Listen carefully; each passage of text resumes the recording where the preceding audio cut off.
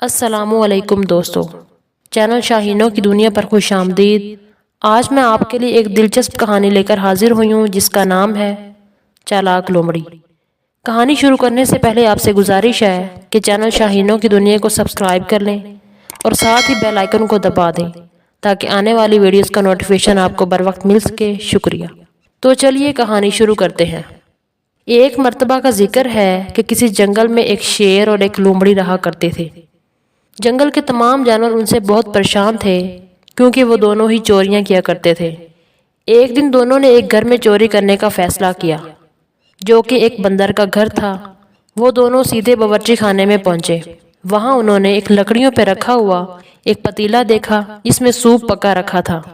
ان دونوں نے سوچا کہ موقع اچھا ہے، گھر پہ کوئی نہیں ہے۔ پہلے تو شیر نے اچھی طرح سے خوب سوپ پیا۔ جب سیر ہو گیا تو لومڑی بولی کہ میں اسے ختم کر دوں گی۔ یہ کہتے ہوئے اس نے جیسے ہی اپنا منہ پتیلے میں ڈالا، اس کا سر پتیلے میں پھنس گیا۔ اس نے شیر سے کہا، میری مدد کرو، مجھے یہاں سے نکالو۔ اندھیرے میں شیر کو کچھ سمجھ نہ آیا اور وہ بکھلاہٹ کا شکار ہو گیا۔ ایسے میں اسے محسوس ہوا جیسے کہ گھر میں آ گیا ہے، لہٰذا وہ تو اپنی جان بچانے کو وہاں سے بھاگ نکلا۔ جب بندر اپنے گھر پر پہنچا تو اس نے باورچی خانے میں لومڑی کو اس حالت میں پایا۔ وہ سمجھ گیا کہ لومڑی یہاں چوری کرنے آئی تھی۔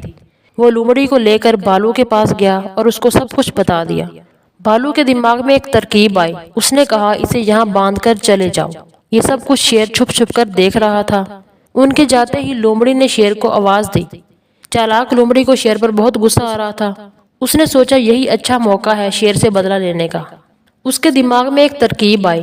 اس نے شیر سے کہا، بالو اور بندر مجھے سزا نہیں دیں گے اس لیے کہ میں نے انہیں بتا دیا ہے کہ میں یہاں چوری کرنے نہیں آئی تھی بلکہ یہاں ایک اور چور کو پکڑنے آئی تھی، لیکن وہ بھاگ گیا اور میں پکڑی گئی۔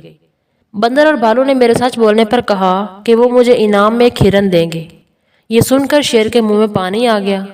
اس نے سوچا کہ کیوں نہ ہرن وہ لے لے۔ اس نے لومڑی سے کہا، ہرن تو میری پسندیدہ خوراک ہے، کیا ایسا نہیں ہو سکتا کہ تم وہ ہرن مجھے دے دو؟